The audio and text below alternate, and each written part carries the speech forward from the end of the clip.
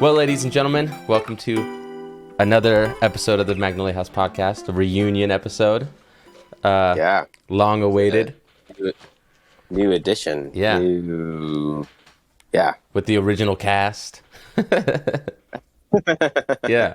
You know what? Yeah, I should have rewatched the first one because. Oh, me too. Yeah, You should have. like a good one. So I got to back my. Dang. You still got to watch episode 17 because that one.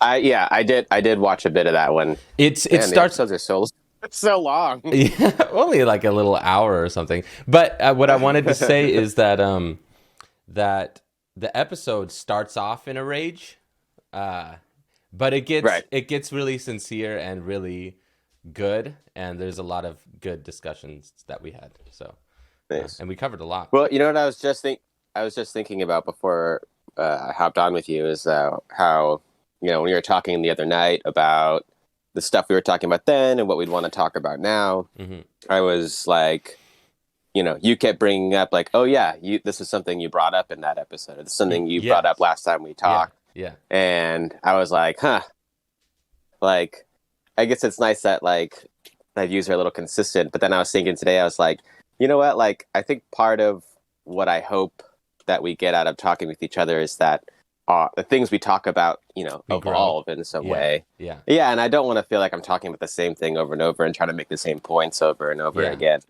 and like, I don't know, I guess like that's also a little bit of a goal for me to like move past what I've been thinking about and how I've been feeling about things. Cause I feel like that shows growth, Yeah. And I think one of the nice things about talking with you is that I get all this stuff out of my head. Yeah. And it's not just like spinning up here. Yeah. Yeah. I have that same problem. That's why I like doing this, because I have people pushing back, especially you, because, my views are psychotic.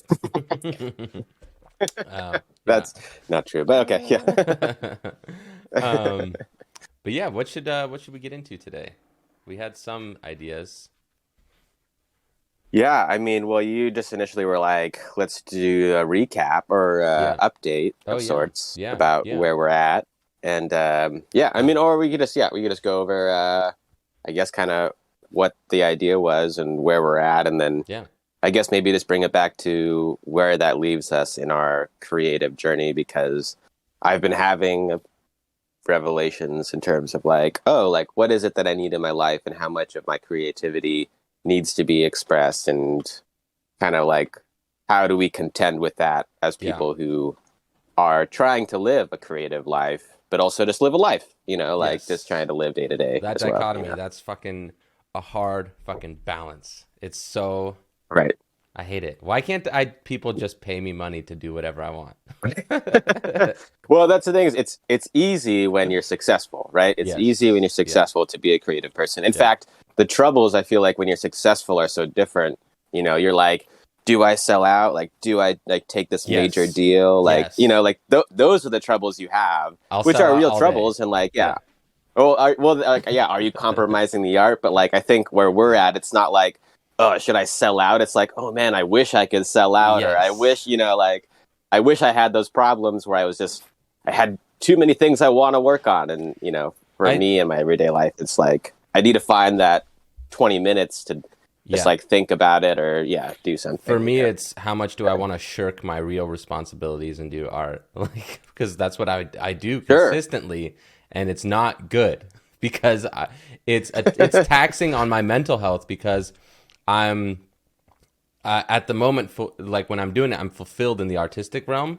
But then the load of pressure, like your real responsibilities are stacking up. You need to take care of that shit. But vice versa, right? When I'm taking care of the real shit, my soul is sucked out, and I'm like, I should be working on art. Like, so fuck, man. Yeah, it sucks. Right, it sucks. Yeah, and it's like where are those coming from? I guess has always been a question for me, and which are legitimate, and how do you kind of decipher that when the world or people or whatever is telling you one thing and you're just wanting to do something else, because there are so many things in life that, like, your urges, or you're just kind of like, man, I just want to fuck off and do whatever, play some games, or go out tonight, or like, what's really unfortunate is that most people are just only barely below the income that they need to be. Like if I just made $700 or $800 more, I would have everything covered. Like I wouldn't need to worry about it. Right. I wouldn't be stacking money like I'd like to be, but I am always behind on bills. Like there's always just barely not enough money. And I could be content with the status that I'm at right now, because like I have a home now, I've got all my equipment here to do my art, I have everything I need. But the one thing that's just wrecks my mental health is the fact that I'm always playing catch up on bills, and it's always just barely. And it's like, fuck, man, goddamn. Yeah, man, I saw this great comic, and I wish I could remember who it was by so we could cite it or something. But it was just like this little cute little comic, and just someone like is like, this is what life feels like lately, and it's someone just sitting on a grass hillside, and they're just sitting there for one panel, and then you see them sitting there for another panel, and then in the third panel, some guy walks up and is like, "Yeah, that'll be $75." So it's just like, that's yeah, so you know, true. I'm just trying to do this, and then all of a sudden, like, fuck, I gotta pay this bill for whatever. You know, it's just like Just to exist. Existing costs money. Yeah. But you think back in like, what did people think in like the hunter-gatherer times? Like, you couldn't just chill or be like, "Get off me, dude, I'm trying to work on my cave art." Like, well, but sometimes I think about this, you know, because I often think about like, what was life like hundreds, thousands of years ago, and like basically what are the bare necessities that we need to actually be dealing with. But like, think about like a lion, the ultimate hunter, you know, of sorts, and kind he's of a bit of a bitch. Or just his wife is the ultimate hunter. Hey, I could be talking about the female lion. Oh, that's true. That's true. I just think male lion when I think of lion. That's probably my own internalized misogyny. But like, think about any hunter, or I don't know, I guess even in a gatherer. I feel like grazers are a little bit different in the way they live their life, but it's this like, you do the work and you hunt. You know, like I think tigers, they eat like a huge meal every few days or something, right? Yeah. And it's like, or they hunt for, you know, once every few days and then use that to sustain themselves over a few days period. But like, most of their life is conserving energy and recouping. And like, think about all the times you see those lions just kind of lounging about. Not that they didn't do a bunch of work, but like, there was just this kind of more ebb and flow to things. And I feel like, to like limit the amount of energy we need to expend, I think we spread it out over time. Yes. But like, then it becomes a constant like drudge, drudgery. And back then there probably was a lot more downtime that is coinciding with community time. And it was probably very tightly knit. And so everybody's lives were woven together, whether it was hunting and gathering together or just being in the village together or whatever they were in, you know. Because it's not like people are bouncing back and forth in planes and stuff to different countries and different cities. They're kind of limited to where they were. Yeah. There just isn't much going on. I feel like there's honestly probably a lot of boredom at the time, which is, I feel like, where probably creativity the more creative, that stuff kind of comes out, right? It's like you got to do something with just being around, and like make it interesting, and you know, that's what's as much as it's a double-edged sword, right? Because I love all the fucking badass technology. We're talking to each other right now, and we're not even in the same. We're hours away from each other, and not only hours away from each other, hours by car, hours by, you know, by foot, it would be days or weeks away from each other. Oh yeah, and so, it's awesome, but at the same time, I have so many things pulling my attention away from me: YouTube, Instagram, like fucking the city, blah blah blah, like all these different things, and it's like, how much less of natural life are we living than people who lived back then, you know? Yeah, no, I think about that as well. And I think it's like, there's a lot to wanting to live a very natural, human, worldly life. But I think someone like myself, like, I've been contending a lot with the fact that, like, I'm very much a city person. And like, it's taken me years to realize this, because like growing up in Spokane, it really is a city, but I never really thought about that. Yeah. You know, when I was a kid, because like you think about Seattle being the city in Washington, and then I lived in Seattle, and like, so anyway, like I just being here now, like, and I kind of know more of the kind of county vibe out here, in Bellingham and in Whatcom County. It's just like I realize in contrast to like the people I know, the people I work with, that like I very much am a city person, and I've definitely had those thoughts before. But how far is the city portion from you? Sorry to interrupt you. Well, so Bellingham is a city for sure. Like it's a very small city, and like when I go out, like it's kind of like recharge my city batteries, I guess, you know. And like there are definitely city people here too. They just live very differently than the folks I encounter mostly just in my job now, and just kind of in the surrounding area. There's a much more county community, I feel like, here. Oh shit. But there is like a small city vibe. I'm so dumb. Well, I'm gonna have to steal part of this video from the stream, because I'm streaming right now, apparently. Are you really? Yeah. That's funny. That's so funny. Okay, well, I'll at least the stream saves it, so that's good. But I just pressed record, so I'm simultaneously recording and streaming as of now. But yeah, I'll just have to steal that first portion from the stream, but that's okay. Well, somebody could have just logged on and watched. That's so funny. Yeah. Wow. Well, do people stream podcasts? They do, and we could actually start doing that. Yeah. Well, I mean, Joe Rogan live streamed his show for years until basically the Elon Musk episode where Elon got in trouble for smoking weed. Yeah. Got in trouble. That's so funny. Yeah. It blows. We'll get back, but I just want to make this point. You are fucking the Tony Stark of real life. You don't get in trouble, bitch. You are the guy. Go fuck yourself, world. But isn't that part of the problem, that you're so powerful that you don't worry about consequences? No. I don't mean in the sense of like you can't do bad things. I mean in the sense of nobody gets to fucking tell you don't get to smoke weed.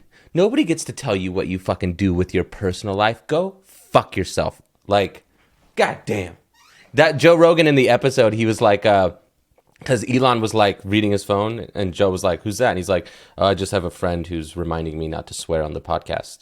And Joe's like, "Who the fuck is that?"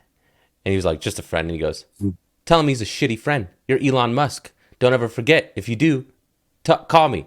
Don't ever forget. You're fucking Elon Musk." And I'm like, "Yeah, bro. Elon, middle name fucking Musk." Like, well, you know, someone was just telling me about how he was going kind of to toe with the like, I don't know, the whole trouble with like sourcing lithium or something for batteries. Yeah. And like he at some point used his power to like kind of politically like nudge a country so that he could get more access to the lithium supply there or something. And he like kind of was like, yeah, I can just flex that. Like I can become a geopolitical player just for my own benefit for what I'm trying to do. And it's like, is that what should be happening? You know? I'm not saying the guy's perfect. By no means. I'm not. Yeah. No. I'm not saying that's what you're saying. You're just saying like, there's the, you know, kind of like fun benevolent side. You know, there's like the pure social side, and then there's like the real side. And I think unless you're very like mindful, those things they kind of blur a little bit, right? It's like, yeah. Anyway, let's. I don't know. I don't want to always bring it into Elon and Joe Rogan, because I have a habit of doing that. Sure. But we were talking about the city life. Oh, I just realized too, on the stream they were only getting your camera angle, which is even funnier. Oh, really? Yeah. Oh, but anyway, city life. Yeah. So I don't know, and just realizing how much of a city person I am. Yeah. Like I think part of that for me is that like people who aren't, or like look down on the city, you know, who are always like, oh, you know, like it's so whatever bourgeois, or like just kind of like people who don't want to get their hands dirty. Yeah. Which is not the city life I experience, because what I've realized in the past I have learned that I'm a city person, but now I realize like I'm a poor city person. Yeah, You know, there's like a difference. people, yeah, and people here think of Seattle as a bunch of yuppies and a bunch of like, and there are like, you know, rich tech money and just kind of affluent upper middle class families there, and like I've definitely known a bunch of them, but like the folks that I know, the like scene that I hung out with, like this was all like people scraping by, living their like, you know, paycheck to paycheck life. Which, you know, and that was like, but you just do it in the city, and the survival in the city is so much different than survival in the county or rural or however you want to say it, small cities, towns, etc. But what I was going to say, that kind of to bring it back, is just that all this stuff, like, you know, we talk about social media and we talk about things that aren't really connected to real life. You could even talk about like the academic, like people so focused in books or even art, like how real is that, or how much of, you know, to the natural world is that? And I think that like as somebody who doesn't only concern myself with like, I think like, can you hear me? So yeah, you it completely like compressed and jumbled, and let's hang up the call and recall. I want to keep going because I'm loving this way this is going, but the video and audio is not syncing up. So let's hang up. Okay. All right. You got audio? Oh yeah. There we go. Dude. Cool. I don't understand. I don't. Because you don't really change anything? Do anything. Yeah. I just click around, close, open, unplug, plug, and then it works. That's the digital world, and it's frustrating. Yep. It's so obnoxious. It's just like if you try turning it off and on again, it's like that's the South Park episode when the whole world's Wi-Fi goes out, and either Stan or Kyle, he's like, I gotta try something, and he just unplugs the giant giant router. But yeah. Can I unplug and replug my life? Because then start over. I think it's a lot of sync. Maybe if I just did that, it would be. It all makes sense again. Well, that's kind of not to get into this, but that's kind of the whole purpose of that story I was putting together, because it's like every like 500 years or so, he creates a save point and then wipes himself. Because if we want to go into this philosophical concept, or I don't know if it's philosophical, but it is something I question. Like, if you could live forever, how long would you want to live before you want to end it, you know?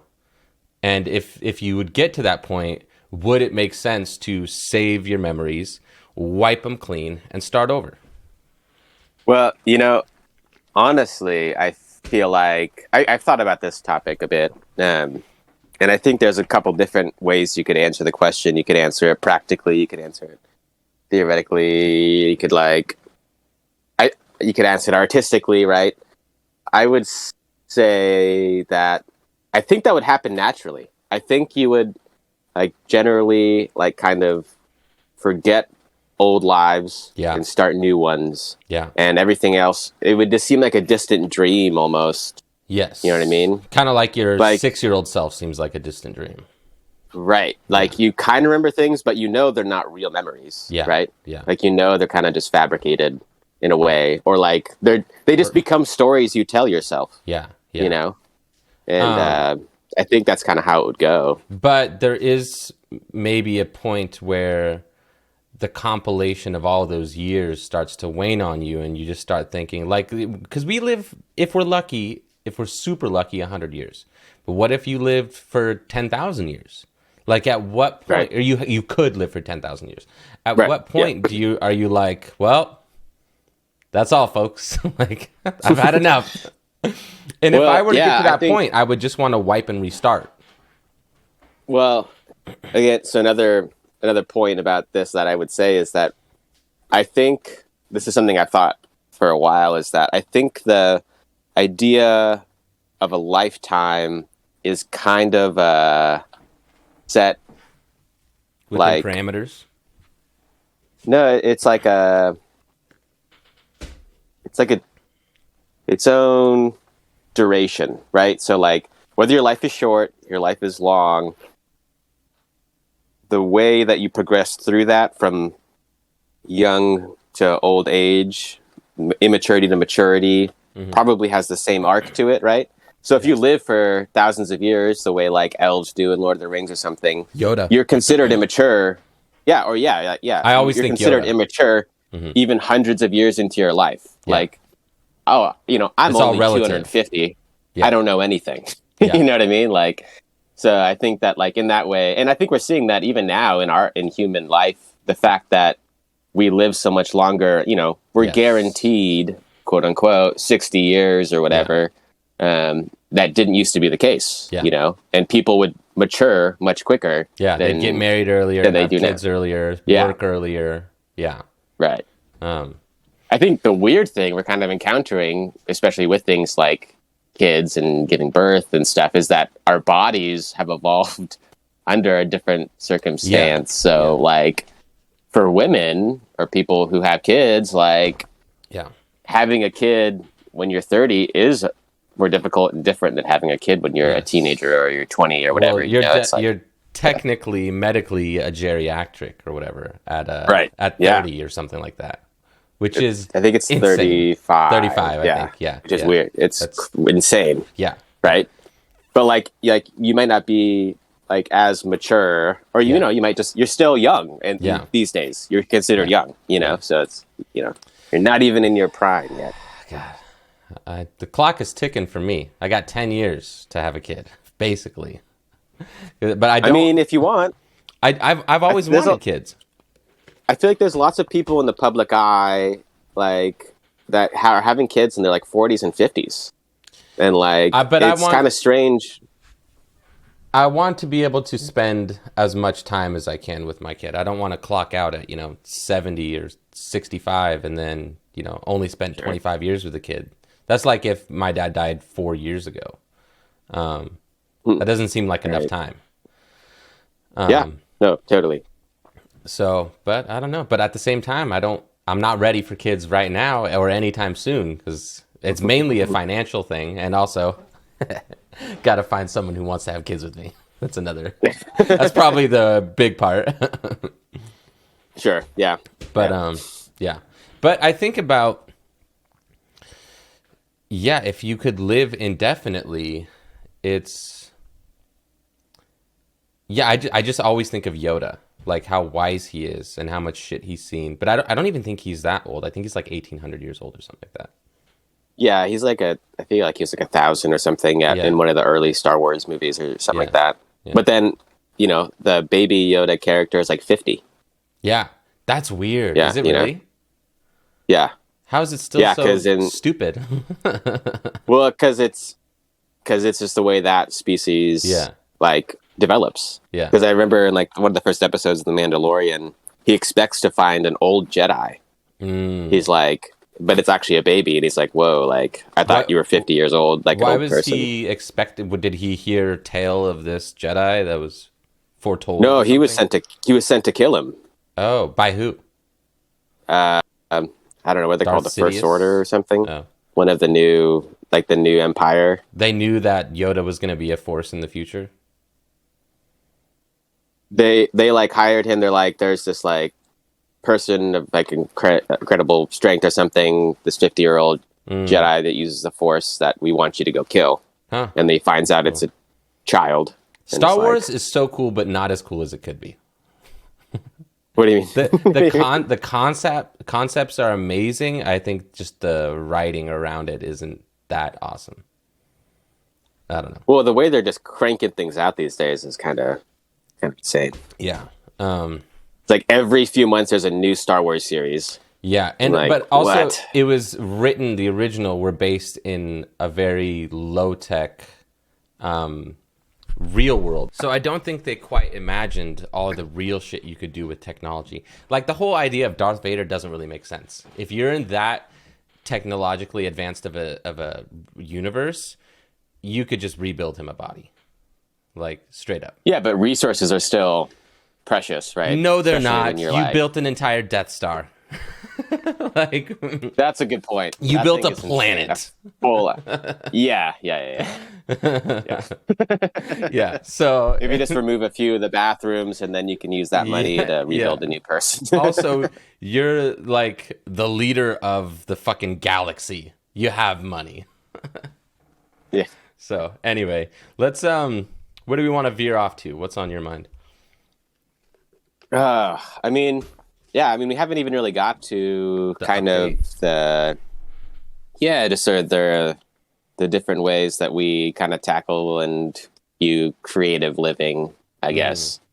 I don't know, like we could just bring it back, right? To the things I do remember from the first discussion we had were just this idea. The metaphor we used was like the jungle, right? Yeah, the Amazon. Yeah, and I think that like our reaction to that thought experiment was kind of telling of our kind of like core philosophy in the creative realm. And I think that for you, it's like almost like finding this El Dorado, or yes, I mean, escaping the jungle, right? Finding like the path, getting to this place. Yeah, yeah, straight shot, as you put it in that episode. Yeah. And I think for me, it's always this kind of meandering, like trying to create my little thing wherever I end up being, because I don't know if I'm ever going to get out. Yeah, and see, I think the right balance is in the middle of those. Of course. Yeah. Yeah. I think the middle way is always is always the best. I don't think being content with staying in the jungle is the right way to go, but I also don't think it's even possible to make a straight shot out. So I think the right balance is being comfortable while you're there, while still making an effort to get out. Yeah, and I think people who lose their way, who go to the extremes, are the folks who say, this is all there is. Like, we just need to like be able to live with this. Like there's an element of that I like, but like that's a little bit complacent. And the people who are like almost the extreme of the opposite, who are thinking like, this isn't real life. Yeah. Real life lies beyond the boundaries of this jungle. Yeah. Like that's true life, and this is all meaningless. I think that's also the other extreme. That's a setup for forever being disappointed. Yeah. I'm trying to think what the philosophical like equivalence would be. The kind of like defeatist, or maybe it's this. Maybe it's the there's like the Epicurean like indulgent, and just like, this is all there is. Let's just make the most of it. And then there's the like nihilistic, like, or maybe it's not even nihilism. Maybe it's the like nirvana, like enlightenment, heaven idea of like, this is all false world. The real world is somewhere else. Yeah, kind of idea. Yeah. Like those are the polarities, and then nihilism is its own thing. But like, you distracted my brain when you said nihilist, because anytime somebody says nihilist, I think of Big Lebowski. Where's the money, Lebowski? He's like, you guys are nihilists. Why the fuck do you care about the money? Man, I gotta rewatch that movie. It is one of the greatest movies ever. Yeah, I do remember it being like just kind of such good wit, like, and yes, it's very sober. I feel like it was very sober. There's probably some philosophy in that movie in the way that the dude lives his life. Well, yeah, and I think it's kind of this like, what's it like? What does he always say? Like this kind of like chill reaction to the world, kind of like accepting but also enjoying. Yes, kind of the way things are. I think people put the dude as a person on like this pedestal, like they love how chill he is, but I think in reality, you probably wouldn't want to be him. No, but I think it's like, it's one of those things where it's like, you want to take from people's philosophy and not, it's like with those two extreme viewpoints, you want to acknowledge there's a negative truth in there. Yes. But when you lose yourself to that whole thing, you just become animal possessed. You aren't really, you're not really being authentic to who you are. I feel like I'm kind of circling around this drain of all this like because we talked about possibly bringing in this idea from Nietzsche and like living life creatively. And I've been thinking about it the past few days, and now I'm just like honing in around it. Do we want to read it? I'm going to pull it up on here. Sure. I don't know. Is this like a segment deal where we're like, this is our whatever? We can start it. We can make this the first one. Book Nook Corner. I don't know. Well, okay. I was thinking, Clem, the shot that you have right now, but with better video quality, bro, I'm telling you, with some chill intro music like bling, bling, bling, bling. Clem's reading corner or whatever. Like the shot is perfect where she could just be reading non-copyright books, like kids' books or whatever books. And that shot, or like Clem's cozy corner or something like that. Like I'm telling you, it looks so peaceful there. But yeah, so what is the quote? It's the greatest weight from the gay science. Is there a particular section? The greatest weight. What if someday a night demon? Yeah, he writes that book kind of aphoristically, so it's just that is the whole section. It's just that one quote. Yeah. Okay. So I will I'll read it, and you'll probably have to go through the synopsis of it because it's pretty deep for me, and then we'll do discussion. Okay. The greatest weight. What if someday or night a demon were to steal after you into your loneliest loneliness and say to you, "This life, as you now live it and have lived it, you will have to live once more and innumerable times more. And there will be nothing new in it, but every pain and every joy and every thought and every sigh and everything unutterably small or great in your life will have to return to you, all in the same succession and sequence. Even this spider and this moonlight between the trees, and even this moment and I myself. The eternal hourglass of existence is turned upside down and again, and you with it, speck of dust. Would you not throw yourself down and gnash your teeth and curse the demon who spoke thus?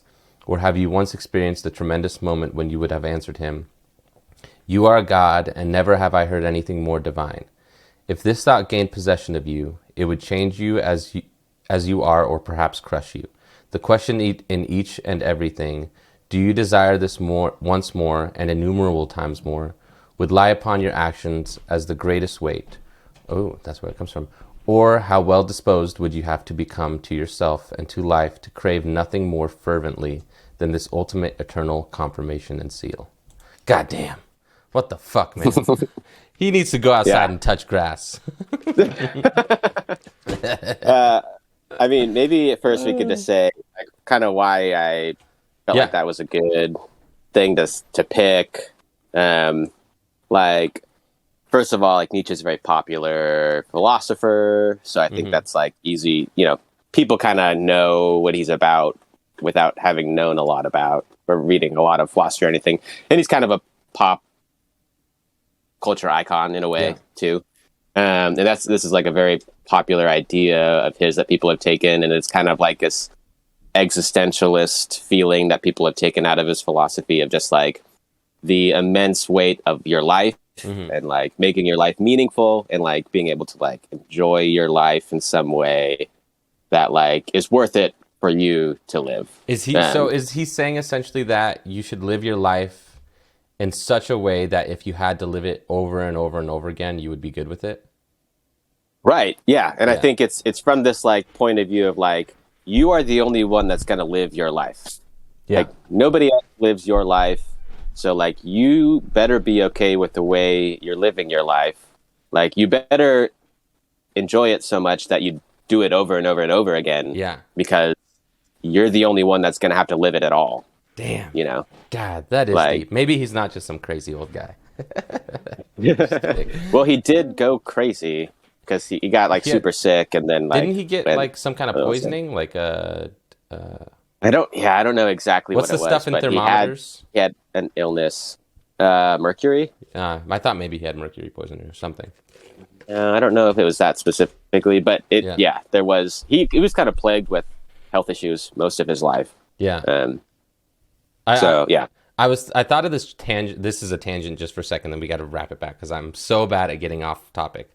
But a while ago, I was thinking about this idea of like, let's say there was this race of aliens, right? And they went around kind of like Contact, but they leave messages for civilizations to grow, right? And so they leave it in weird things, like it's encoded in trees and in light and on the internet and weird places. And it's like every 100 years or so, some very enlightened individual taps into it and they discover it and they pull the thread until they come across the endpoint. But the endpoint is so overwhelming, like the information of life itself that the species has brought to you, that it drives you mad. And so like somebody like Nietzsche maybe pulled on that thread and found it, and he just lost his marbles. Or like they say how Tesla just went bonkers at the end of his life. It's like, but like he's fucking creating alternating currents and fucking transporting energy via fucking the air and like all this crazy shit. And it's like that whole time he was pulling the thread, and then he got to the end, it's like blew his marbles out.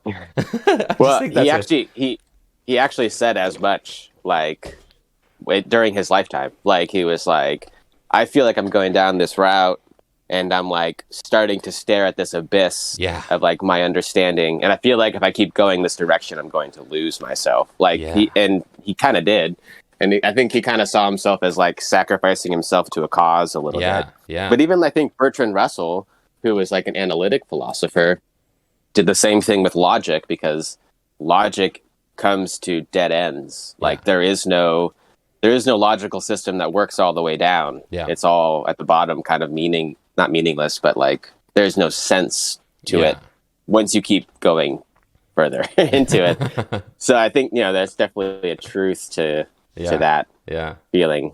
But I just thought of that with Nietzsche being, kind of losing it at the end. And I just think that'd be so cool. Like Einstein, like all these historical figures that we know about who were on the precipice of being crazy but did amazing things. It's like, I don't know. But back to the greatest weight. So the greatest weight is what? What is the greatest weight? Is it the concept, the prospects of having to live your life over and over and doing that right? I think he even calls it this. It's come to be known, for at least for Nietzsche, as this idea of eternal recurrence. And it doesn't, you could take it in a certain way. It doesn't necessarily mean that like what life that actually happens when you die is you start your life over again. That's not really what I don't think he's saying. I think it's more like, basically, if this moment was all there was, if your life was all there was, which in a way it is, right? Like for you, all you get to experience is this one life you have. Yeah. Like think about it in the way of like, you had to like do this over and over again. Like the simulation just presses replay. Like that's the way to feel like, because I think part of the issue for people is that we pretend as if like, oh, like that happened and it's over and I don't have to deal with that anymore. Yeah. But like, if you kind of just are constantly throwing away your life, like your past behind you and trying to start over again, like you're not really getting anywhere. Yeah. What you should be doing is like making it should all be rolling up behind you. Yeah. Your past should be rolling up into who you are, and it should all be building, and it should all be worth it for you now. Because like, even if you went through terrible shit, even if you just, you had a fine life, but you did a lot of hard work to achieve something, all that has to be building towards something. And if you can make that hard work or that trauma serve an end, then that trauma becomes meaningful in some way. Yeah. So there could be something in your life that was like, whether it's something that happened to you that was traumatic, or whether it's like, I want to do this thing, which means I have to like, buckle down and like work to the bone for a year or something like that, like that year or that traumatic experience is excruciating and might not be able to, it'll feel not worth it or feel like too much. But if it gets you somewhere, or if you're able to make sense of it, or if it leads you somewhere that you become peaceful with your life, it becomes valuable and you'd be willing to do it again because of where you ended up. Wow. Right? Yeah. So it's like, if you can somehow make your life into something meaningful for yourself, all the things that led to that point become something that are worth going through. So that's every moment is that's an interesting concept the way you described it, because you can't go back and change your past. And so but you can change the way you view your past and the way you use that view of it to propel your life further. And so, like, especially there's a lot of people with traumatic childhoods and bad parents and all that stuff. And like, in that, you know, my brother, I did the same thing, but we grew up with a super victim mentality. Like, life sucks and it's gonna suck because, you know, everybody in my life fucked me. And it's like, nothing's my fault. And it's like, that only gets you so far. And you can still hold on to the fact that maybe, your parents maybe kind of fucked up, or you grew up in a shitty situation. That can't change, but the way you view it can change, and you can learn from it and use it to shape your future. And you could either, there's two ways I think to kind of cash it out. And that's like, you can use that as a motivating force to make something or change something or do something, you know, in your life. Or there's also the like this is the kind of like almost stoic or aesthetic response of like, there's a way to view tragic things in a beautiful way, where it's like, it's an orientation where it's like, if you can somehow see the wholeness, or you can see, you know, not that this is the only solution, but like, if it all makes sense to you somehow, if somehow, even if none of it ended up good, maybe your whole life is just a series of tragedies.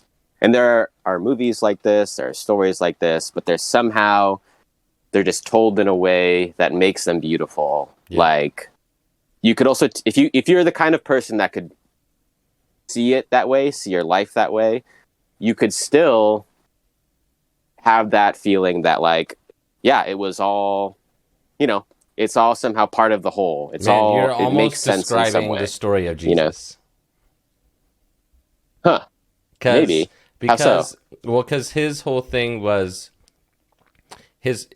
Peterson described the story of Jesus as the most perfect being persecuted by the world for no reason. I'm going to butcher exactly what he said, but it's like the best person getting the worst treatment and still finding meaning there. And I guess the end justified the means of what he had to go through, because he, quote unquote, saved us from our sins. And it's like, I don't know really where I was going with that, but that's just kind of what it reminded me of. We should bracket that, because that's something I definitely would find interesting. Nietzsche in particular, I would say, he was very like anti-Christian morality. Yeah. Oh, good. You know, so like that's kind of his whole bent, and that's kind of that like the existentialist turn is a very like personal, worldly thing. Like it's about your own experience, right, in life, and making it worth it for you, and not having these like abstract moral standards, which can be problematic, but like for somebody who's being authentic is actually a good thing. The greatest way, he could have saved those paragraphs and just put, what if your life was a movie, and at the end you just press play again, because that's essentially what he's describing. Sure. No, and I think a lot of people say that Nietzsche is all about living creatively, and like his struggle. I listen to these guys who always talk about how Nietzsche's struggle was deciding whether he wanted to be an artist or a philosopher, like an academic or a creative person. Like that was kind of his internal struggle in trying to balance that. Even the book that's from, The Gay Science, is about that like kind of rigorous, rationalistic, truth-seeking mind trying to enjoy life in some way. You know, like trying to find something, another element to it that's not just dry, you know, and stuff like that. A tortured artist not being so tortured all the time. Well, a tortured artist just also enjoying. Yeah, that's what I mean. Enjoying, not just wallowing in the torturing. Right. Yeah. But I mean, by the way it's a movie, it's like a movie character. Like if you're watching a movie, let's say that character had consciousness every time you press play in the movie, they'd be like, it's just going over and over and over again, and I have no choice but to make the same decision every time. Hey, and you could say it like this, like, make sure your life is just a good movie. Yeah. Like, you know what I mean? Like, you could think about it that way if that doesn't cheapen it for you. Yeah. Because you want to think of it in terms of, like, you have agency, right? So as long as there's agency and, like, and again, I think you could take it in two ways: of the agency of, like, how you react to your life, but also what you do in your life, you know, that makes it worth it. Big Daddy Rogan has this famous quote. It's like one of his big motivational thing that people clip and put to music and all this stuff. But he just said it on his podcast. But he's like, the way you should live your life is imagine there's a camera crew following you around, documenting you from your starting point to the end of the movie, which is your success story. And he's like, and the best movies aren't just a straight, you know, rags to riches, like bad to good. It's like there's ups and downs. And he's like, the thing I love more than anything as just success story is somebody who gains success, loses their way, and then finds it again. And you know, that's probably pretty good advice on how to live your life. It's I think that way of putting it can be problematic in that, and maybe it's like an extroverted mindset versus introverted mindset. Is it kind of presupposes a audience that anybody actually gives a shit about your life. That it kind of puts it's a little bit performative, I guess, you know, right? Like, oh, like I'm gonna do this thing for accolades or like for other people to see. But it's like, I guess when I was talking about your life being a good movie, make it a movie you want to watch over and over again. I think that's essentially what he's saying. I think that's what he's saying, but I think that's where when you I don't know, you gotta be careful how you say things because people misinterpret it, and like, because I think a big problem with our society now is that people are so performative that they aren't living their real life. True. You know, and I think like people later, like Sartre and the French existentialists, kind of like harp on this a bit more of like, you want to live an authentic life and be yourself, but you have to be careful that you're not playing a character of yourself, you know? Like you can't, because like there's such a danger, right? Of like, I'm going to be this, you know, the greatest thing. And it's like, no, you should be yourself. You should be the greatest you. But like, don't act as if you're some other person or some other role that you're playing. I heard this, it was cheesy. I can't remember where I heard it, but it was kind of adorable.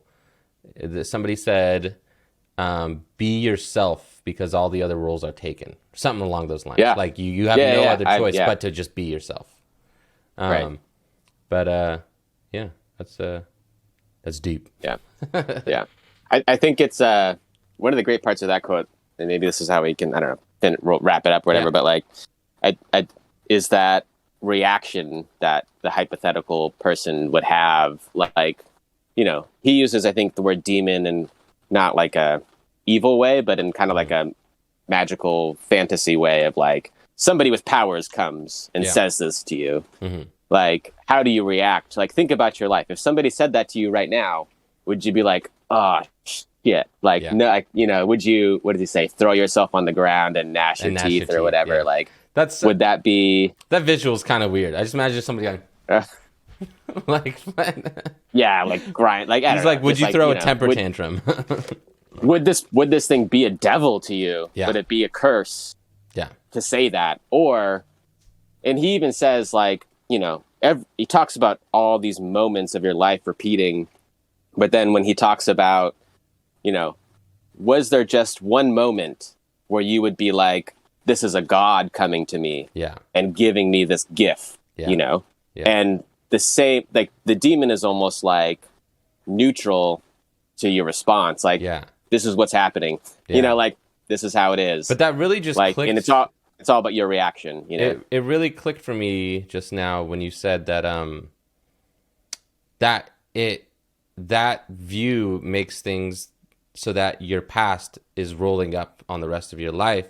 Because if you, let's say you were somebody who was like homeless and, you know, an addict for like the first 15 years of your life, and if the demon came to you at that moment before you would fix the rest of your life, you'd be like, fuck, that's a sentencing. Like that's the worst thing that could ever happen. Right. But if you fast forwarded 20 years down the line, and let's say you got your stuff together, you lived an amazing life, you had a family and all this stuff, and life couldn't get any better. When the demon asks you that, you basically would be saying, was what I went through worth where I am at right now? And would you go through it again? I think that's a very important point. And I think that point is kind of where we differ in terms of our creative journeys. And we've talked about this in terms of our plan A, plan B scenario, where when you're building to a point you might never get to, I find that very dangerous. You know, like if your goal is so distant and uncertain that you might not make it, right? Yes. It might all be for nothing. Like you're, what do you call it? You're shooting the moon, you know, like you're like, I'm going all in, and there's something very noble about going all in, because I'll be honest, only the people who go all in reap the benefits of going all in. Yeah. But like, I think for me, maybe I'm just more conservative in this respect of like, I want every step in my life, every, era of my life to be its own kind of reward. Yes. And like, I want to be able to say, yes, I want to be able to thank that demon every day of my life. Yeah. And like, even if it's just small steps, you know what I mean? Like, I want it all to build towards something, but I'm also like making sure along the way I'm getting what I want. Yeah. Because if I try and shoot the moon and fail, like, I mean, you know that reference, shooting the moon? Yeah. You're going to land in a barn. But that's why you have to aim for the stars. Sure. Yeah. No, the expression is shoot for the moon, aim for the stars, right? Shoot for the moon, and at least you'll land amongst us. Even if you miss, you land amongst the stars. Oh, I always heard it as shoot for the moon, aim for the stars. Because if you aim for the stars and you don't make it, you'll at least be on the moon. Maybe I totally fucked that up. It's. I think same sentiment. But I'm actually taking shoot the moon from. You ever played the game Hearts, the card game Hearts? No. So in the card game Hearts, your goal is to try and avoid collecting all the heart cards, basically. But if you can get every single heart card in the game, because every card is worth a point, if you can get all of them, then everybody else gets the points. So it's like, it's called shooting the moon, and it's like it's a risk, because like you're trying to go for all of them, but the biggest payoff, takes one, So like that's the kind of thing. It's like if you miss even one, then you are stuck with a whole lot of shit. But like. Yeah. I mean, I don't know. And that, I think, we've talked about kind of in our creative endeavors, and like, I find you to be a very motivated person, and like, you're somebody who like is going all in a very meaningful way. Like, that's funny you say that. You are. Yeah. I wish I was more motivated, and I don't feel like I'm all in yet. Right. Yeah. No. I don't. I see how you would say that. I definitely kind of understand why you would say that. But I think there is a bit of practicality to you. Like you understand that there is kind of more parameters to everything, and you're not sacrificing it all or whatever. Yeah. But I think like I am just a bit more modest in that, like, like we were talking about the other day, like you want to figure out a way to make all this creative work for you. Yes. Yeah. And I think for me, it's like, I would love that. I would love to stumble into that, but like, I'm happy to do the creative work and just sacrifice to do it. Yeah. And have that be enough, even if like, and just like also, because I also enjoy other aspects of life, and I feel like I can pull creative things out of other aspects of life that like are meaningful to me, and I'm willing to kind of give it up a little bit more. You know? Well, as of now, my part of my plan A is to rope all my friends into it so that they can, let their art work for them too. So even if you decide not to go full hog on that route, hopefully I can work something out for the both of us. Yeah. But I mean, that community is huge in the creative world. Yeah. And I think right now, I'm probably 70% living my plan B right now. The only thing that's really missing is maybe a higher income. But if I had to do this the rest of my life, just, work to pay the bills, there's a roof over my head, but I still get to do all this shit, to me, that's fine. Like, I can live my whole life like that. Now, plan A would be to be able to professionally do it and have it work for me and, have an income from it. But if I had to work just a 9 to 5 and do this, when outside of that, I could do that for the rest of my life. Yeah. You're kind of where you want to be to some degree. Yeah. Yeah. Not 100%, but it gets closer every day. But well, I think, and something I worry about is like one of my biggest fears in life is like to stop growing in a way. Like I just really worry I'm going to harden into a person who does the same thing day in and day out, and is okay with that. And there's some piece to that. I guess I think part of it for me is that I don't think I'll ever get to exactly my ideal spot. Mm-hmm. So I know that if I kept working, I'd be getting closer and closer constantly. And if I ever stopped, like if it was possible to get to my dream scenario, of course it'd be fine to stop there. I just don't think that I'll ever get there. So I might as well keep moving forward. And my fear is that at some point I'll just give up, and I don't want to give up on that route. And that's kind of what I was saying earlier was like, I also don't want to be stuck in these loops of how I think about the world. And I don't want to be making the same points over and over again, because when I've really tried in my life, when I have gone all in certain ways of trying to expand my horizon and like push myself creatively, I've always just learned more and more. Mm-hmm. And I don't want to be if we keep doing this, I don't want to be having the same discussions over and over again. Yeah. No, I definitely feel that. I don't know. I think I was thinking today, like, we were talking about like, if this is the new season of Magnolia House, like what are our goals for this episode? What are our goals for this season? I think it's to end up in a different place than when we start, make it a season of growth in some way or something. Every time you say it, now that we've talked about doing this like all year and we finally gotten to it. It's kind of crazy how similar this feels, even though we're in different cities. It feels like our normal podcast to me. Right. The only thing I would like to improve in terms of production value is if we could figure out a way to increase camera quality and increase Wi-Fi quality and maybe even audio quality. I'm going to see if I can find another interface to send you, because this headphone quality is sufficient, but I think it might even be better with your mics that you have. But as far as season 2, I think ending up in a different place is a good goal setting. And are you open to doing this weekly on Fridays? I think I could be. I also have a bit of work to do on our tiny home project as well. So like that's also a priority for me and my family in Clementine right now. So like we're trying to push on that, even though the season has turned officially this weekend here in Bellingham. The rainy season has started. So we want to do that, even though it's not the ideal season for it. But it's a super big project that we're trying to push forward on. But like, again, like I was saying, like, as much as I thought that this life and this life project of mine, which is having this family and creating this life for us, like was going to be this next stage for me, I keep finding myself wanting these, even for me, these small creative outlets, like just starting drawing again, just like getting back into reading and thinking, and now talking with you. It's like this stuff gives me life in a very different way.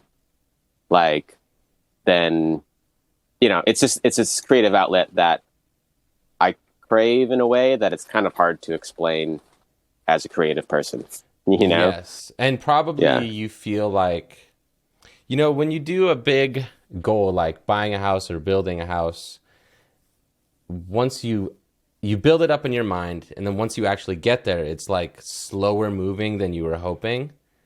And so it feels more magical to plan and dream about it than when you actually get to that stage. And so having creative outlets is super important.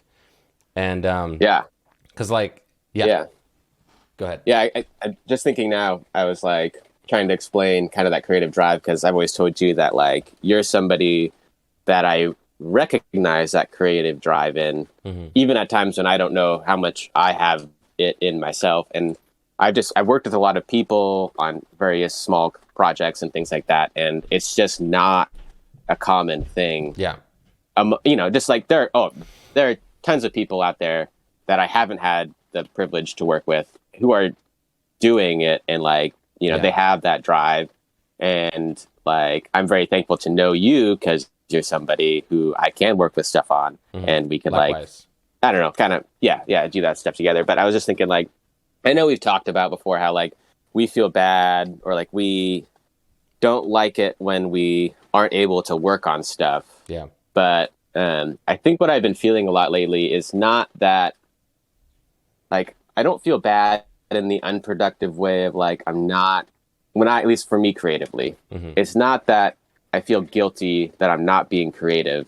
It's that when I do creative stuff, it really does feel great to work on it, you know? And it's like, I miss not feeling like rejuvenated. Yeah. When I do creative stuff, like when I'm not working on stuff, I just know that I could be feeling better. And like, it's not this, it's not this guilt of like, oh, I didn't do my homework, or I didn't work on this thing. It's like, oh man, I'm missing out on that. I have the perfect analogy for you. You read Artemis Fowl, right? Yeah. So the fairies have what's called the ritual, and basically they have to maintain their powers.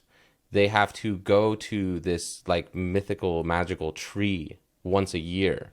And they take a seed from that tree or a nut or something, and they bury it in the ground there, and that rejuvenates all their power. And it made me think of like yesterday, that song that I sent you that I put together.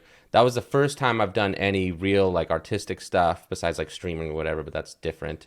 And I just was filled with energy like crazy yesterday. I was vibing and I felt awesome, and I was driving around listening to it, working on it. It was so cool. Like, it was nice, so random because I went to Valley Village because I'm looking for a couch for the studio, and I just saw that they had records, and I was like, okay. So I sat through and looked through all of them, and I found like 5. And whenever you get records, it's like you may find one good little snippet in like 7 records that you get. So it's a real crapshoot. But when you find that one, it like brings you to life. You're like, holy shit, I found the holy grail amongst all this garbage. Like, nice. And but no, it is getting. I think I like what you're saying about not feeling guilty about not doing art, but it is rejuvenating when you do get to. Yeah. Like, you just like, I don't know. I was. A long time ago, I was talking to somebody who was a writer, and like they said something very relatable to me in that, like, and I feel like you maybe we've talked about this before, but like when I create something, man, like I just love going back and looking at it. You know, I just like, I'm like, like, oh shit, like this is super cool, and like I did this, and it was like, it gives me life, and then honestly it wears off, and I'm like, I want to do something else. I want to, and then sometimes it's like, oh, I want to do something better, and I want to do something more. Yeah. And it's just like, it really is like, it's, so nice to be able to like make that thing and just like, it gives back to you. Yeah. And it definitely does. And also, even if you get tired of that individual one and then you go to the next, what is also rejuvenating is when you have a little portfolio or a collection of like, these are all the things I did this year. And that's why we can touch on this if you want, but that's why I think your art style is very great for not only selling prints or whatever and all that stuff, but I think like turning it into a little book of illustrations.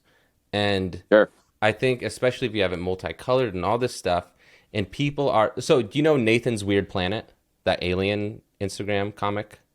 Oh, yeah. You know, what he does is he posts and he just makes, they're pretty quick for him to make. And he posts them daily, and people order t-shirts of that. They order prints. And then after he's done like 100, he compiles them into a book and he sells the book. And I think your art style is very, it could follow that same template. I know you don't want to do this. So even if you wanted to send me your art every day and I can manage the channel for you, I'm serious. I would do that. I think people would, even if it was just a daily sketch or a daily sketch, and then every once in a while you'll post like a really structured one that you put a lot of energy into. But like I said, when I follow people, I follow them because I'm just interested in that person. I don't care that they're giving me their best work all the time. Actually, I prefer to see their process, their shitty drawings, their intermediate drawings. So I think it'd be really cool if if you are trying to get back into the creative space, you could save those and just post them. Don't worry about, don't be precious about them. And I think that's a very achievable goal for me, and it's always been a goal of mine to do. And I would like getting back into drawing and stuff now, like that is kind of right now my small project goal. I'm just trying to get the momentum built. And for me, putting that day-to-day ore of art, like sit down and do something, like I'm putting my energy in that. And like, I'm not trying to crack the whip right now. Yeah. Like get the momentum going and then start to form and structure it. Yeah. At least just start showing up right now. Yeah. Yep. But yeah, so I'm gonna go to the bathroom real quick and then maybe we can close up. Yep. I'll go to the bathroom too. Okay, be right back. Hold on. Okay.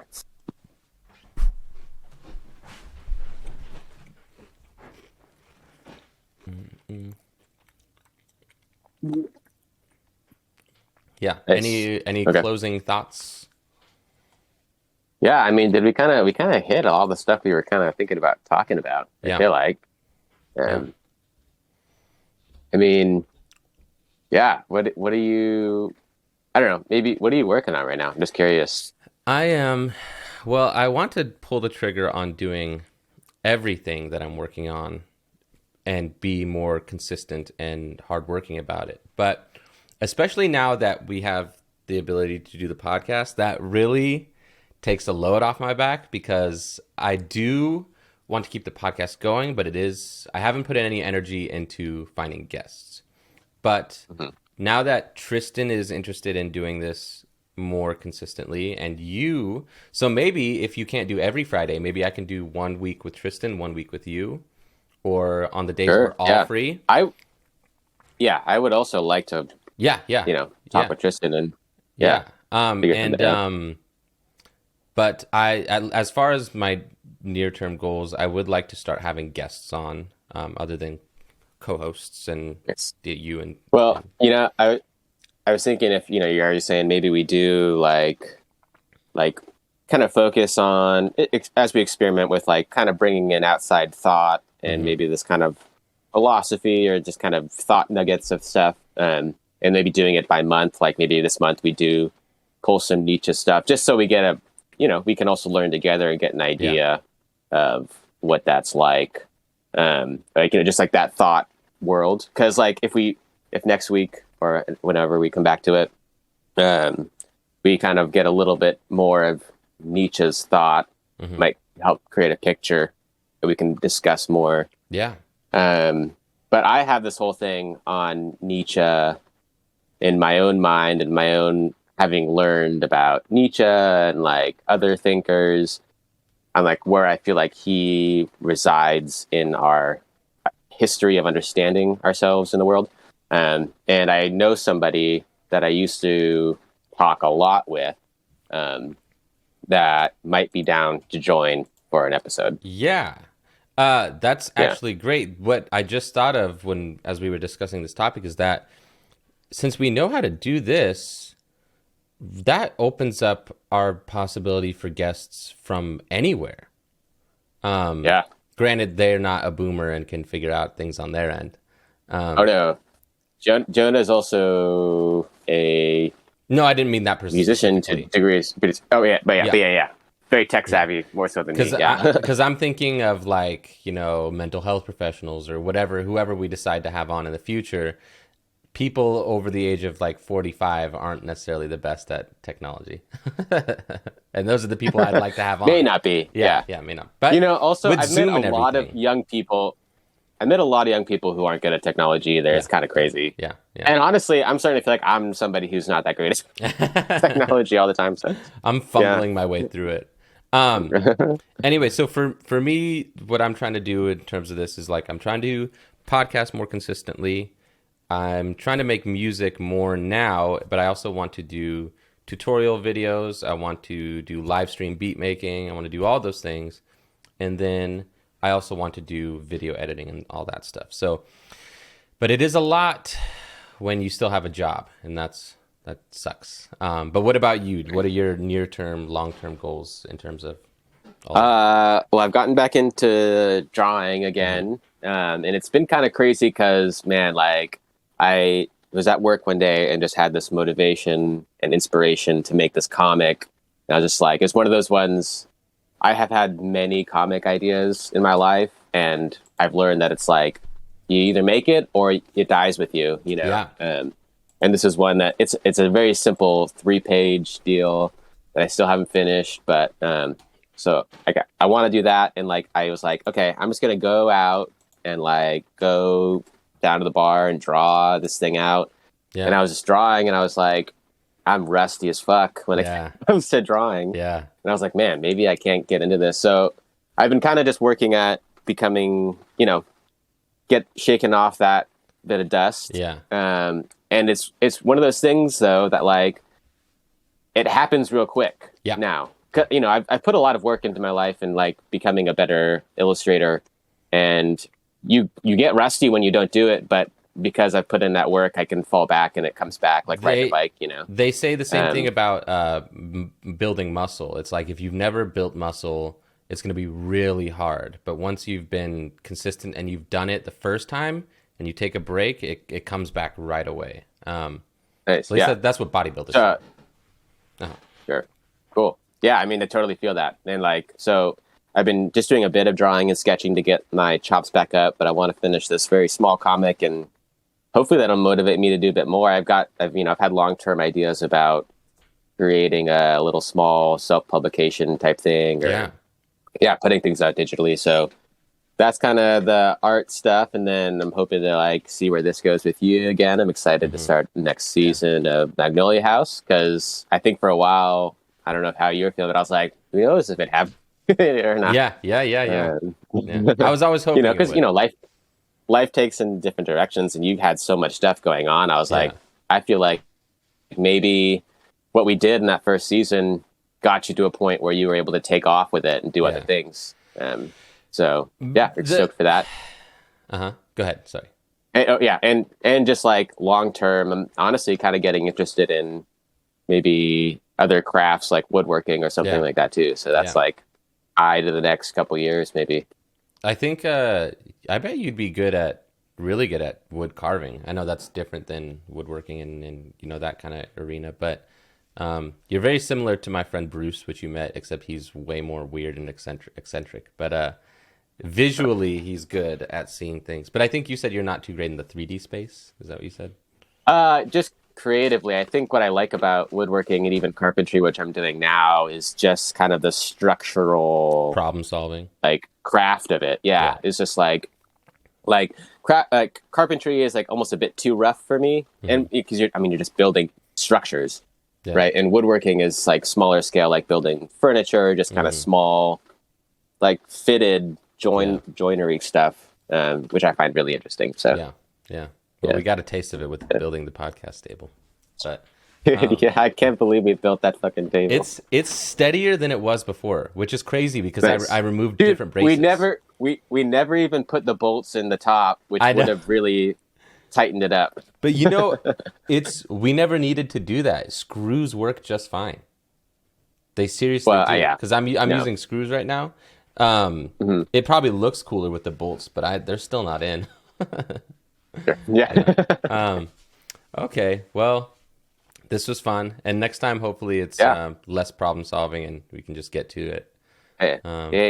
Here's the thing I like is that we just did it. Yeah. And like we could spend hours trying to make it perfect. Yeah. And it'll be better next time because we just did it. Yes. You know. Yeah. Yeah. It's like when you learn to play a game, learning the instructions never helpful. Yeah. You got to play the game poorly once around. Yeah. You know, no, that's well, that's a good way to close it out. And hey, dude. Yeah. Well, thanks for doing this. Thanks for hanging. Yeah.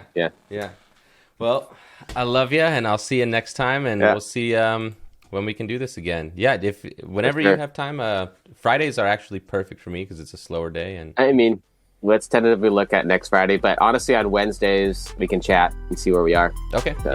Yeah, that's perfect. Okay. All right. See ya. See you, man. Bye. Peace.